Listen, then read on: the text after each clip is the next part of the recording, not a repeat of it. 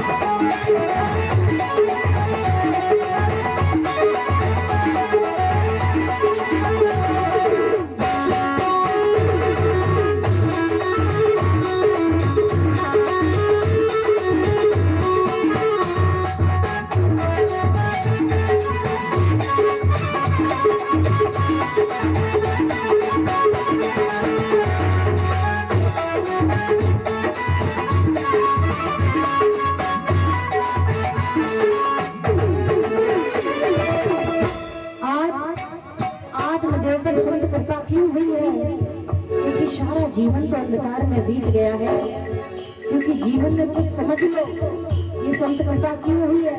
भगवान मौका देते हैं ना, उस घनघोर जंगल में भी आत्मदेव को संत कृपा हुई है।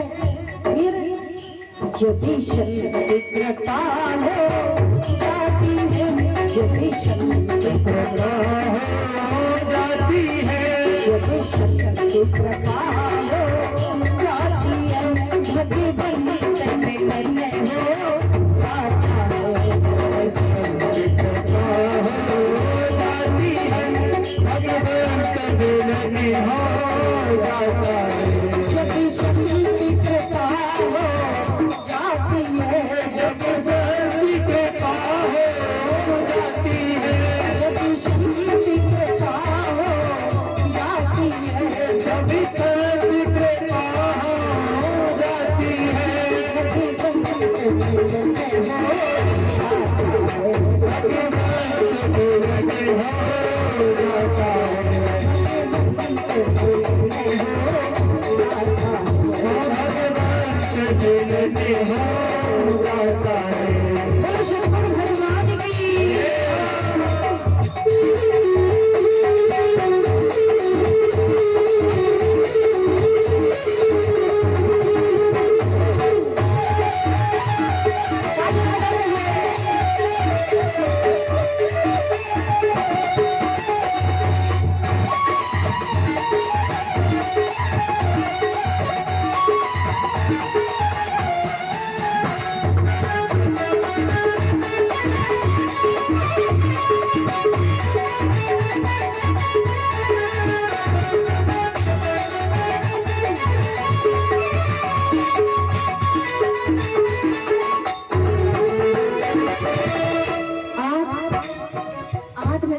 जैसे ही संत का दर्शन हुआ है मन के विचार बदल गए। मरने जा रहे थे ना, आज तुंगभद्रा नाम की नदी से बाहर निकले और संत को दंडवत प्रणाम किया है। मन का विचार बदला। इस घनघोर जंगल में आखिर में संत आए कहां से? कहते हैं संत का दर्शन ही से मन के विचार बदल गए। और जैसे ही दंडवत किया है, संत महात्मा बहुत बड़भक्त ज्ञानी थे, आत्मदेव को उठाया और उठा करके कहने लगे, आत्मदेव, एक पुत्र ना होने के कारण आप मृत्यु गले लगाने जा रहे हो। जरूरी तो नहीं है कि आपका पुत्र ज्ञानी हो, दुष्ट भी हो सकता है, अज्ञान भी हो सकता है, आपका नाम ऊंचा नहीं नीचा भी कर सकता है। जीवन में एक कर्म करो। यदि आपने जीवन में भगवान का भजन किया और भक्ति की तो ये जीवन संवर जाएगा। बहुत संत में समझाया है। और मैं बताऊं राजन, एक पुत्र के लिए तुम मरने जा रहे हो ना, आपके मस्तक की रेखाएं ये कह रही है कि एक जन्म नहीं राजन, आपके भाग्य में 7 जन्म तक कोई संतान है ही नहीं। जिस 7 जन्म की बताई बात आत्मदेव और रो पड़े। सारे संसार में मैं घूमा, आज तक मुझे किसी ने नहीं बताया एक जन्म की, और तुमने 7 जन्म की कहानी बता दी। तो मेरे भाग्य को भी आप बदल सकते हो, क्योंकि मैंने सुना है कि करता करे सके ना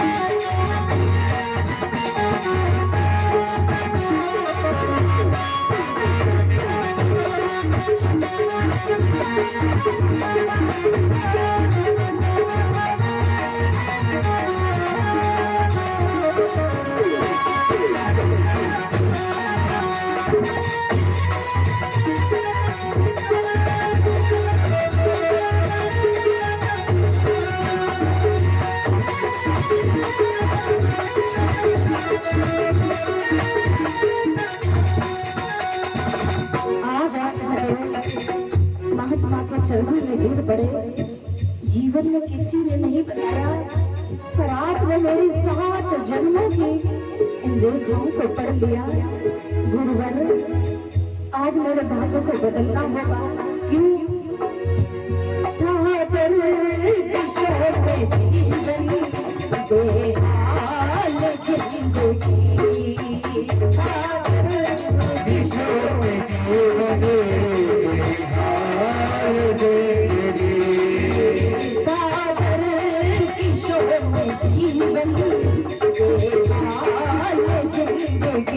जीवन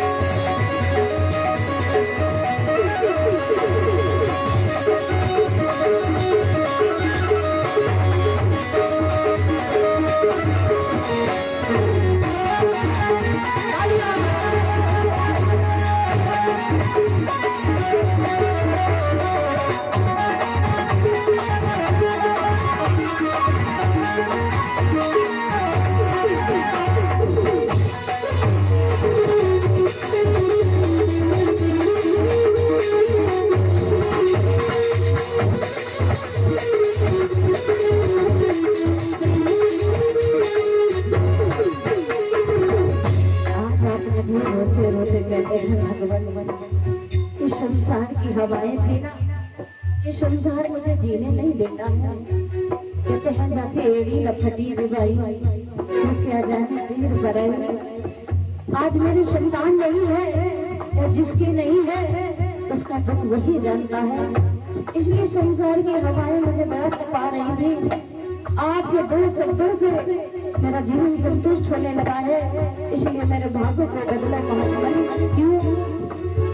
संसार की हवाएं मुझको तपा रही, संसार की हवाएं मुझको तपा रही, संसार की हवाएं मुझको तपा रही, संसार की हवाएं मुझको बता रही।